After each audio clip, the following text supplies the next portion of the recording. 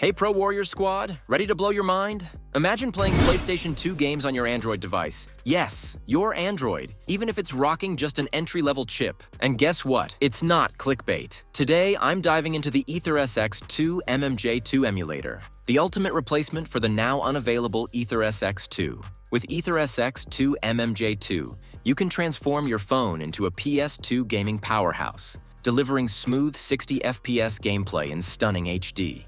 In this step-by-step guide, I'll show you everything you need to know. How to set up AetherSX2 MMJ2, tweak the best settings for insane performance, customize controls, and load your favorite PS2 games. With its advanced features like cheats, external controller support, and unbeatable compatibility. Hit that like button, smash subscribe, and tap the bell so you don't miss epic content like this. Let's turn your Android into a PS2 console.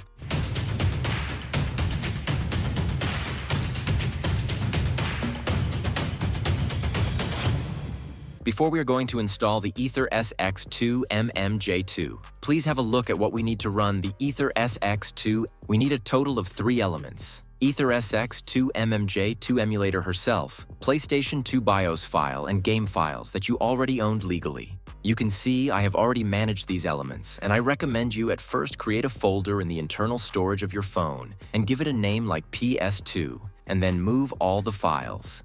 As I said before, AetherSX2 MMJ2 app is available in GitHub or join our Discord server. After downloading the APK, install it. Our second element is BIOS. The PlayStation 2 BIOS file is required to run the AetherSX2 emulator. Unfortunately, I can't share any direct links here. The next element we will need is the PS2 game file that you want to play. Remember, you should only use game ISOs or ROMs that you own a legal copy of the game for this emulator. Before you try any games, it's important to check for compatibility. Check the compatibility list to ensure your game is playable.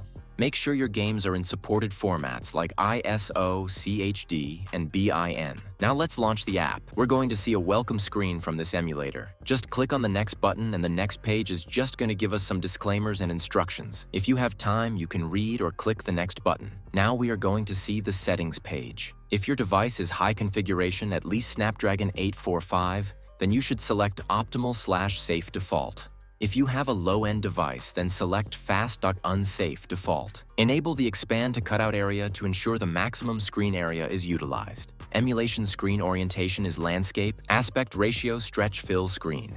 UI language obviously English, API OpenGL or Vulkan. It's up to you. Upscale multiplayer means it will increase or decrease your native display resolution, but I prefer to use 2x. Now you can click on the next button. On the next page, they're going to ask you to import the BIOS file, which we have already downloaded. So just select Import BIOS over here and navigate to the PS2 folder where you've placed your BIOS files. This one over here corresponds to the US PS2 console. However, it won't make any difference if you're using a BIOS file from a different region. As you can see, our bin file has been imported. Click on Next button. Now it will ask you to select the directory or folder where you place the ROM file or ISO file of the game. So just click on the plus icon over here and navigate to your PlayStation 2 folder. Click on Use this folder to give access AetherSX2 to use our phone storage. Then click on Next button. Our primary setup is complete and you just want to click on Finish. You can see our games are now displaying in the game Liberty, and you can switch to List to Grid mode by clicking this icon. Let's start a quick game. As you can see, the game is going to launch within the AetherSX2 PS2 emulator. At this point, I would recommend switching your device to landscape mode as it allows for much better gameplay. I am playing Burnout Revenge on AetherSX2.